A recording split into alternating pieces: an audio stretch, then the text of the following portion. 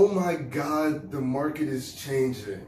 But we knew that already, right? Like the headlines are all out there. The market's been changing. It's been expected to change, so we know that already, right? The thing is, how do we navigate in a recession? How do we navigate in a market that's actually changing, right? So if anybody's buying multifamily, you know my niche, my specialty, buying multifamily properties, rental properties, and I get this question a lot, like, you know, how do we invest when, you know, prices aren't crashing or anything like that? Like, how can we still get in the market? The interest rates, right? The interest rates are going crazy. So affordability is all over the place right now. Here's what I want you to focus on, at least on the interest rate. And you'll hear the phrase, marry the house, date the rate, because eventually interest rates are going to come back down at some point in time. I don't know when. Don't ask me. Ask your mortgage officer. That's not my job. But the reality is, once the interest rates do drop, you will be able to refinance out of that property. So interest rates, yes, it is cause for concern, but we're only paying attention to the numbers. We're only paying attention to the numbers. And at that point, the interest only affects our monthly mortgage payment, which at that point, we know what that number is going to be at. Another thing that you can do is you can get an adjustable rate mortgage, which will actually give you the benefits of having a cheaper mortgage or a cheaper interest rate for a short period of time, and then it converts over to an adjustable rate. And it's a great strategy if you know you have the opportunity to refinance into a fixed rate later down the line. But another opportunity, and interest rates are in the 5% category, somewhere around there.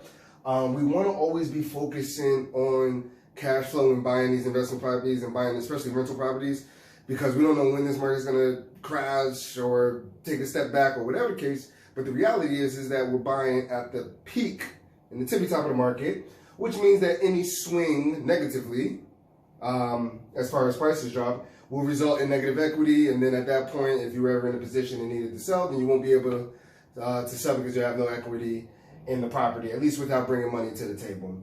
But we always still want to be focusing on cash flowing properties, cash flow positive properties. Another thing to keep in mind is look for value add opportunities more than ever. You know, investors that have been in the game for a while know, you know, there's, you know, mainly looking at value add opportunities. For my newer investors, the individuals that are purchasing their first property, second property, maybe their third and fourth, where they're just looking for a little bit more turnkey, renovated, ready to move in, and ready to have tenants, or tenants already there starting to pay, and they would rather have everything already done for them. That's no problem. It's just the fact that, especially if you're using FHA and you're only putting out 3.5%, you don't have much equity in the property, which is great from a return on equity, from a return on investment standpoint, but it's bad in your equity position in the sense that if the market swings down 5%, then at that point you're already down 1.5%, you know, assuming that you're putting 3.5% down.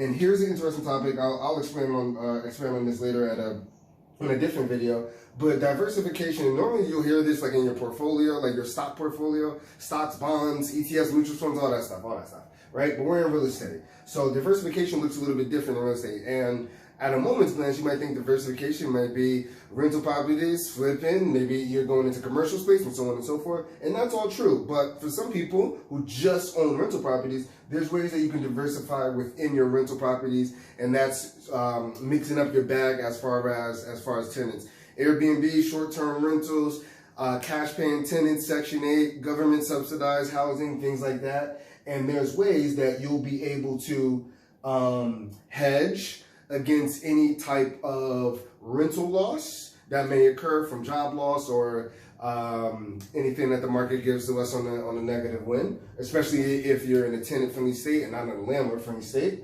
But in those cases, you'll be able to diversify within your portfolio, diversifying your residence within your portfolio, thus hedging and giving you the opportunity to stay afloat as we go into this recession, or whatever we would like to call it at this point, because it's been called so many things. But and then we'll be good. All right, cool.